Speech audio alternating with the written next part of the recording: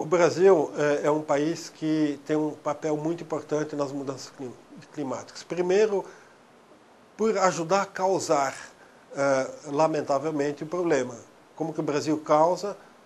Especialmente com a conversão de florestas em áreas agrícolas ou pastagens para pecuária, ou também a expansão da área urbana. Cada vez que nós tiramos uma árvore da floresta nativa, ou substituímos um pé de laranja, um pé de cacau por um cultivo de milho ou de soja, nós estamos mudando o que a gente chama o equilíbrio da conta de carbono, o quanto está retido de gás carbônico, de carbono em vegetação e o quanto está liberado para a atmosfera. Ou seja, a expansão do desmatamento em função do argumento que já foi provado que não precisamos desmatar mais para aumentar a produtividade agrícola, seja para o consumo de alimentos no Brasil ou exportação de alimentos, grãos ou carne para fora, é um primeiro passo. Então teremos que mudar políticas públicas e mudar também hábitos de produção e de consumo. Concentrar mais, melhorar técnicas, diminuir desperdício na produção, no transporte e no consumo de grãos e alimentos. A outra fonte e a mudança no uso do solo e no desmatamento representa entre 55% a 70% das emissões brasileiras. Cerca de 20%, 23% das emissões brasileiras tem a ver com o uso de combustíveis, carvão, gasolina, óleo diesel, petróleo. A mera substituição de gasolina por exemplo, etanol nos veículos, não é uma solução definitiva, é uma transição para uma sociedade que emite menos carbono, né? Mas o que nós precisamos mesmo é mais transporte público e cada vez ser menos dependente do transporte individual. E, portanto, olhar para o que nós chamamos a nossa pegada de carbono, quanto que cada família, cada residência pode mudar hábitos de consumo, mudando, por exemplo, lâmpadas, optando pelo transporte público, ônibus, metrô, o que tiver na sua cidade para emitir menos carbono.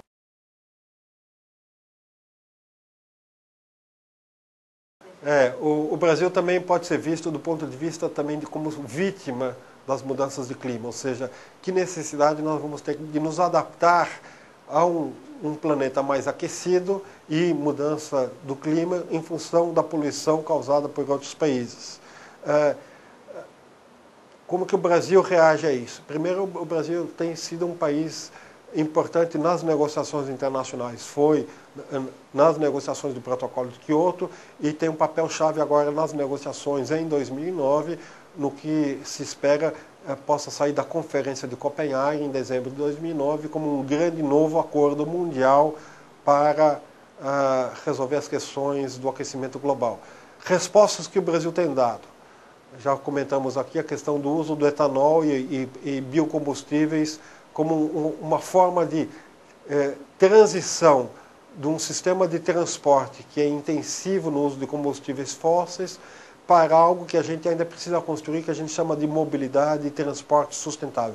Essa transição passa pela substituição de combustíveis fósseis por biocombustíveis e etanol, mas não só etanol e biocombustíveis, que é uma iniciativa brasileira positiva, não se resume a isso. Nós precisamos restaurar áreas degradadas, na Mata Atlântica, na Caatinga. Nós precisamos criar novas áreas de conservação.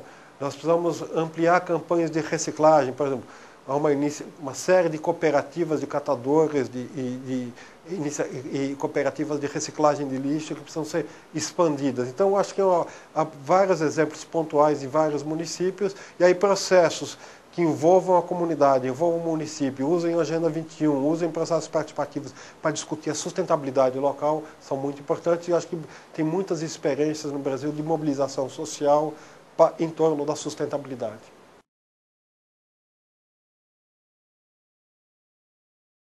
A Conferência de Copenhague está lidando com 5 temas importantes.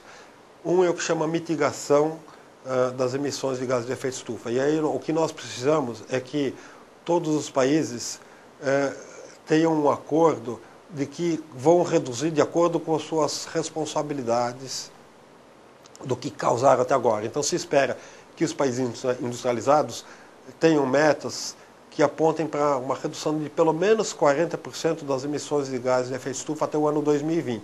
O Acordo de Copenhague vai definir um primeiro momento, de 5 anos, de 2013 a 2017. Então, mas a redução nesse primeiro momento tem que ser compatível com uma redução de 40% até 2020.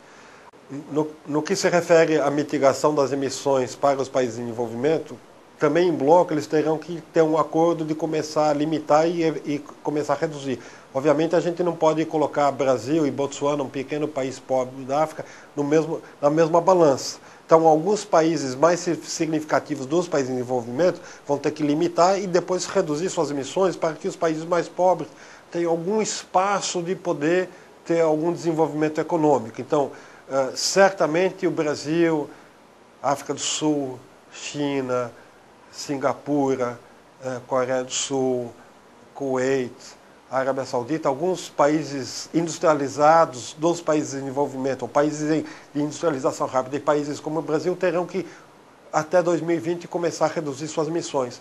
Outro tema é adaptação. Nós esperamos que os países industrializados possam disponibilizar cerca de 60 a 70 bilhões de dólares por ano para um fundo internacional que vai financiar medidas de adaptação nos países em desenvolvimento.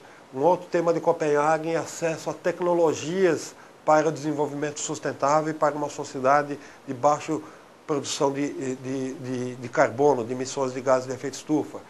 Um quinto tema tem a ver com o financiamento de todas as ações necessárias, especialmente nos países em desenvolvimento.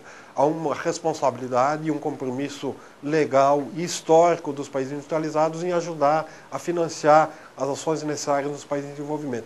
E, sobretudo, o quinto bloco de temas em Copenhague se refere a uma visão compartilhada, ou seja, quais são as metas para o planeta em 2050, 2030, 2040, 2080, ou seja, todo esse esforço no curto prazo tem a ver com metas que a gente quer garantir para o planeta e pensando em equidade, dignidade e qualidade de vida para todos os habitantes do planeta. Ou seja, nós não podemos equacionar a questão de mudança de clima à custa de injustiça, à custa dos direitos humanos. Então, esse é um tema muito delicado porque significa a quem atribuir responsabilidades, e isso tem a ver com quem tem as devidas responsabilidades pelas causas, deve ter maior proporção de responsabilidade pelas soluções também.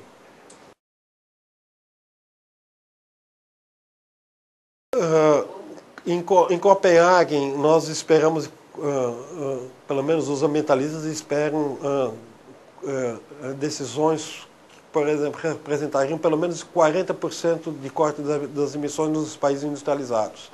As ações recentes, tanto na Europa como nos Estados Unidos, não apontam para essa expectativa dos ambientalistas.